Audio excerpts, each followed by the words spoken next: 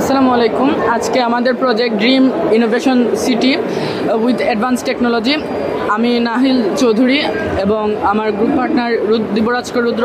আমরা এসেছি হবিগঞ্জ থেকে, শায়েস্তাগঞ্জ ইসলামী একাডেমি অ্যান্ড হাই স্কুল। আমরা ক্লাস 9 স্টুডেন্ট। আজকে আমাদের প্রজেক্টের মূল বিষয় হচ্ছে গিয়ে এমন একটি শহর গড়ে তোলা যেটি স্বপ্নের, আধুনিক এবং নিরাপদ হয়ে উঠবে, অর্থাৎ মানুষ স্বাচ্ছন্দ্য মতো তারা বাঁচতে পারবে। প্রথমে আছে আমাদের কেভিটি ওয়াল। কেভিটি ওয়াল হচ্ছে দুইটি দেয়াল থাকবে, মাঝখানে ফাঁকা জায়গা থাকবে, এতে করে ভেতরে তাপমাত্রা এবং শব্দ ইত্যাদি কম থাকবে, অর্থাৎ আপনার এসি বা হিটার ইত্যাদি ব্যবহার হচ্ছে না। সাথে করে আছে ফায়ার অ্যালার্ম। ফায়ার অ্যালার্মের মধ্যে যদি কোনো প্রকার আগুন লাগে সাথে সাথে এটি বেল বাজবে। রুদ্র একটু দেখা, এরকমভাবে বেল বাজবে, তখন আমরা বুঝতে পারবো যে আগুন লেগেছে। তখন আমরা রিমোট কন্ট্রোলের মাধ্যমে এই গাড়িটি পানি ভরে গাড়িটি ছেড়ে দিতে পারবো এবং সময় লাগবে। এখানে আছে আমাদের লেজার সিকিউরিটি সিস্টেম। সিকিউরিটি সিস্টেমে যখন এখানে লাল বিন্দুটার উপরে থাকবে তখন দেখেন এখানে কিছু হচ্ছে না, কিন্তু কেউ যদি প্রবেশ বাহির হয় তখন শব্দ করতেছে। এছাড়াও রয়েছে নানান ধরনের রেল দুর্ঘটনা ঘটে যাচ্ছে। রেল দুর্ঘটনা ঘটার ফলে মানুষের প্রাণহানি ঘটছে।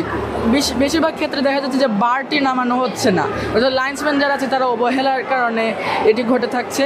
তখন আমরা যা করতে পারি সেটি হচ্ছে একটি অটোমেটিক ট্রাফিক সিস্টেম রেলের জন্য।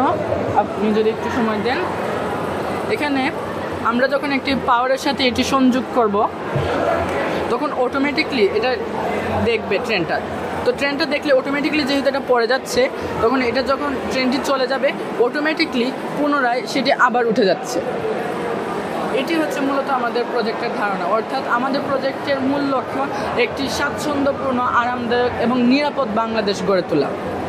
5-স্টার রেটিং প্রাপ্ত BLDC টেকনোলজির Walton super saver ceiling fan 65% পর্যন্ত বিদ্যুৎ বিল সাশ্রয় করে আপনাকে রাখে প্রশান্তিতে। ওয়ালটন ফ্যান হাওয়া বদলে দেয়।